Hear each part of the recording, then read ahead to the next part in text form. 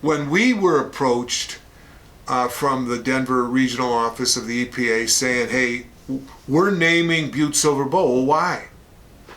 Well, the reason was because of our stormwater system.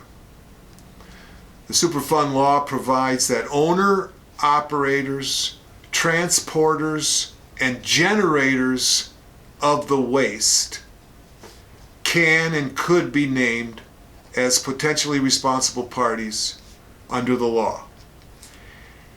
And because the mine waste in stormwater was being transported from the hill to the creek, that's why they said you're on the hook. We said, no, that's not fair. Butte-Silver Bow should not be a PRP. That's not right. Yes, it is. No, it isn't. Yes, it is. No, it isn't. Bob McCarthy was the county attorney at the time. And, we did our research and we wrote a letter, sent it to, the EPA administrator. The regional administrator came out and we kind of had it out. And John Wardell was the Montana director of the EPA. And so we said, we don't want to be a PRP. And they said, we have no choice. You are a transporter of the waste. Therefore, under the law, you have to be named. Now,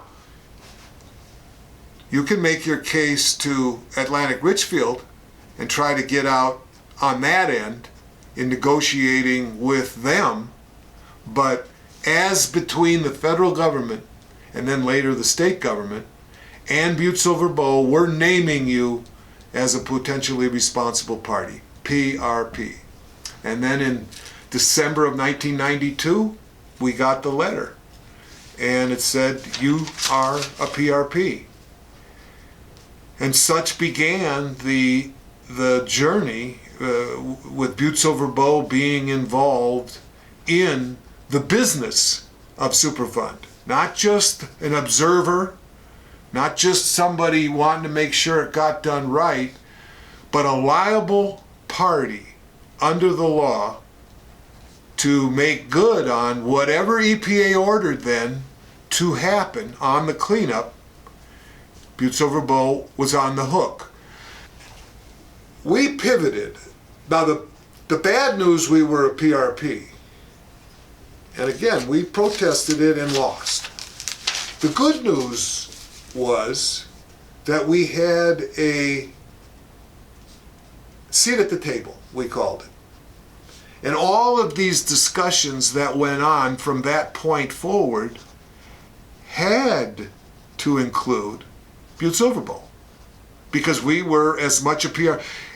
At the time, there were, and again, it's very important, Jim, that you understand that nothing to do with the Berkeley Pit, nothing to do with Silver Bow Creek, nothing to do with Anaconda Regional Water and Waste, nothing to do with Montana Pole, only what was called the Butte Priority Soils Operable Unit, where we had named PRP, because that's from which our stormwater flowed on the hill and into Silver Bow Creek. So it was, for example, in 1994, when the record of decision on how they were going to clean up the Berkeley Pit came out, we were an observer. We submitted comments just like every other citizen in town saying, Anaconda, Atlantic Richfield, and MR should be doing this, they should be doing this, they should be doing that.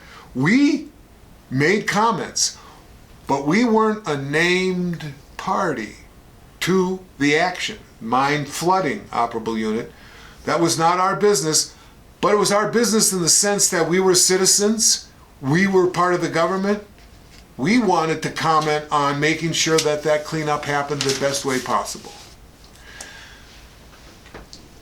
But on the legal side of things, we were a PRP solely and only on the operable unit that was called Butte Priority Soils, which was basically, like I said earlier, the 500 acres on the Butte Hill, basically from the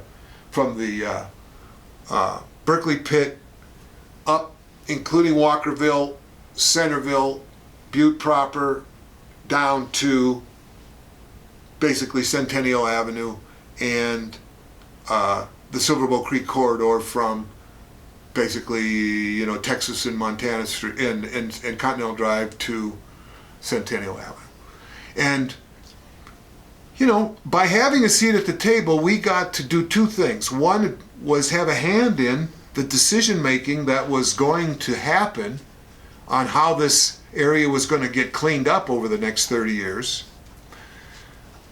But number two, we then had to negotiate with Atlantic Richfield because we wanted to insulate our citizens from any costs associated with the cleanup. And we immediately took the position, with Bob McCarthy, leading the charge as our county attorney, that we're not paying for anything. None of this cleanup is our responsibility. And then Atlantic Richfield would say, well, you are responsible because of the stormwater system.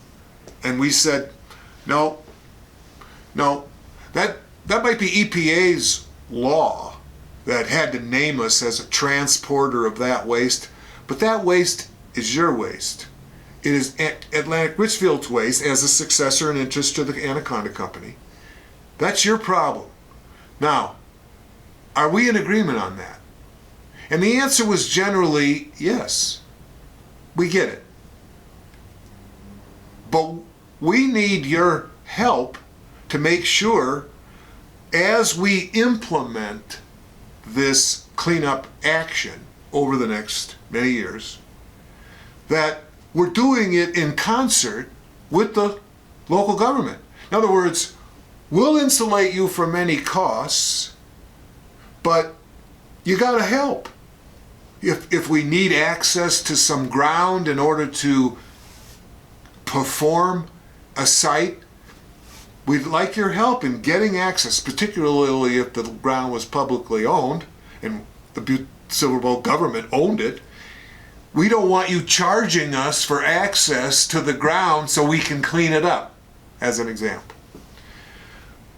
When we make improvements to your underground stormwater system, we don't want to be charged for access to it. We'll pay to improve it, we'll pay to fix it, but we don't want to, for example, we don't have to want to pay you, who is under the law joint and severally responsible for this same action. We don't want to have to pay you for that.